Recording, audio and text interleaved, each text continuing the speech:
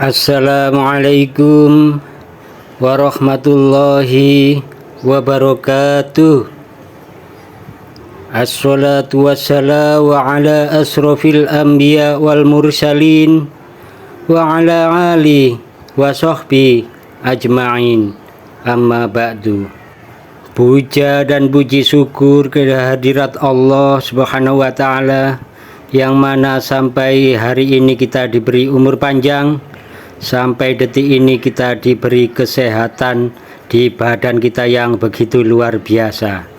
Tak lupa sholawat serta salam tetap kita haturkan kehadirat junjungan kita Nabi besar Muhammad Sallallahu Alaihi Wasallam, yang mana lantaran beliaulah kita dari jalan kejahilian menuju ke jalan yang diridhoi Allah, yakni dinul Islam wal iman wal akhlaqul karimah. Wa qala ta'ala fi kitabihil karim, a'udzu billahi minasyaitonir rajim. Allahumma hadza iqbalu lailika wa idbaru naharika wa aswatu du'atika faghfirli. Ya Allah, kini malammu telah datang, siangmu telah berlalu, dan suara-suara penyerumu telah diperdengarkan, maka ampunilah dosaku.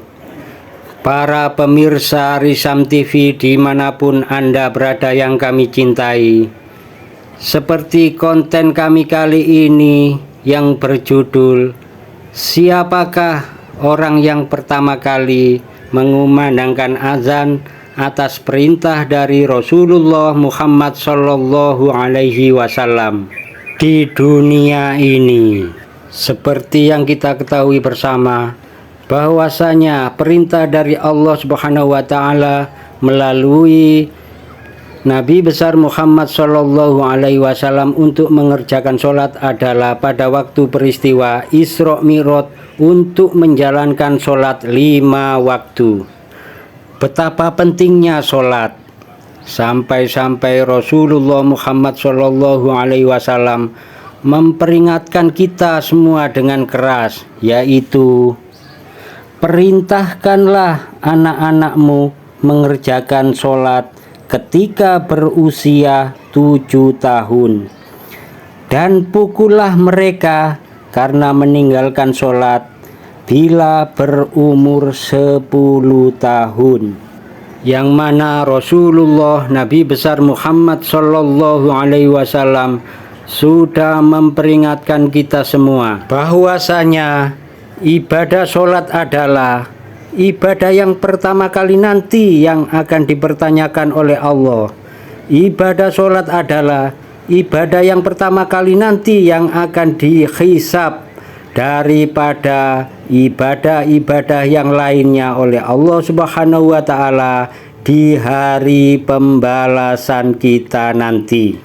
Lah, ini yang lebih berbahaya lagi, ini yang lebih mengerikan lagi, yang mana Rasulullah Muhammad Sallallahu Alaihi Wasallam sudah mengultimatum kita semua, terkhusus untuk saya ini yang ngomong, bahwasanya siksa daripada orang yang meninggalkan sholat akan disiksa. 1. Barang siapa orang yang meninggalkan sholat subuh, maka Allah akan menenggelamkannya ke dalam neraka jahanam selama 60 tahun. Jadi kurang lebih 60.000 tahun jika mengikuti hitungan di dunia, karena 1000 tahun di dunia sama seperti 1 hari di akhirat. Yang nomor 2, barang siapa orang yang meninggalkan sholat duhur, maka dosanya sama dengan membunuh saudara muslimnya sebanyak 1000 orang. Yang nomor 3, barang siapa orang yang meninggalkan sholat asyar, maka dosanya sama dengan menghancurkan Ka'bah di kota Makkah. Yang nomor 4, barang siapa orang yang lalai mengerjakan sholat maghrib, maka dosanya sama halnya berzina dengan orang tua kandungnya sendiri. Yang kelima, barang siapa orang yang lalai mengerjakan sholat isya, sesungguhnya Allah Subhanahu wa ta'ala berseru, "Hai orang yang meninggalkan sholat isya, bahwa aku tidak ridho jika kamu tinggal di bumiku ini dan menggunakan segala kenikmatan yang aku berikan. Segala yang kamu kerjakan dan digunakan ialah berdosa kepada Allah Subhanahu wa ta'ala." Begitulah saudara-saudaraku semua, para pemirsa Risam TV yang terhormat, betapa mengerikannya siksa-siksa Allah untuk yang tidak mengerjakan ibadah sholat, walaupun cuma 1 kali saja. Oke dulur, para pemirsa Risam TV yang terhormat, dimanapun Anda berada, baik itu ada di Indonesia maupun yang berada di luar negeri, kita kembali ke topik semula. Siapakah orang yang ditunjuk oleh Rasulullah Muhammad SAW untuk pertama kalinya mengumandangkan azan di bumi ini? Dikala itu, setelah semua sahabat Nabi berkumpul untuk menjalankan ibadah sholat, Rasulullah Muhammad SAW kemudian menunjuk 1 orang yang akan mengumandangkan azan. Beliau adalah sahabat Rasulullah yang bersuara merdu yang bernama Bilal bin Rabah Habasyah, yang berasal dari negeri Habasyia atau yang kita kenal sekarang dengan negara Ethiopia di Afrika. Kemudian dilantunkanlah azan untuk pertama kalinya oleh Bilal bin Rabah dengan suara kerasnya dan lantang hingga terdengar dari seluruh kota Madinah, sebagai pertanda panggilan Allah untuk kita wajib mengerjakan ibadah sholat dan diikuti oleh seluruh umat muslim di seluruh dunia ini hingga sekarang.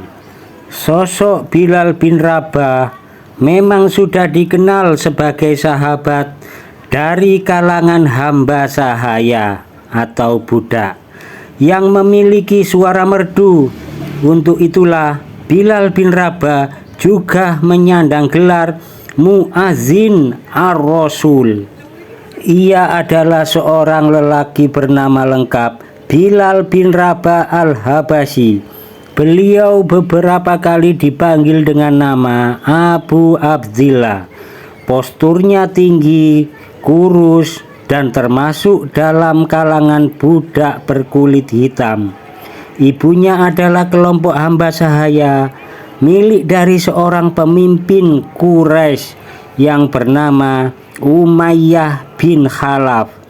Setelah menjadi budak mereka inilah Bilal kemudian mendengar tentang Islam dan menemui Rasulullah Muhammad SAW untuk mengikrarkan dirinya masuk Islam, sehingga pertemuan antara Rasulullah dengan Bilal bin Rabah ini telah membawa angin segar bagi umat Islam.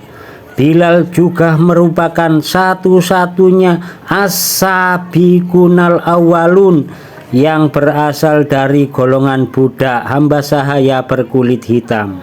Sebab ketika Bilal masuk Islam, statusnya saat itu masih belum merdeka. Ia masih menjadi budak dari majikannya. Upaya masuk Islam diam-diam yang dilakukannya gagal karena majikan dan orang-orang kafir Mekah mulai menyiksanya setelah mengetahui kabar tersebut. Di antara kalangan as-sabiqunal awwalun, Bilal bin Rabah adalah satu-satunya orang yang mendapat siksaan paling berat dari orang-orang kafir Quraisy. Salah satunya yang dilakukan Umayyah bin Khalaf, majikannya sendiri, adalah menjemur Bilal di padang pasir yang gersang tanpa sehelai pakaian pun. Belum lagi ditimpa sebuah batu yang sangat besar di atas dadanya. Mereka menyiksa Bilal dengan tujuan menggoyahkan keimanannya dan berpaling dari ajaran Rasulullah Muhammad Sallallahu Alaihi Wasallam. Namun sekeras dan sekejam apapun siksaan, mereka tidak mampu menggoyahkan keyakinan Bilal bin Rabah.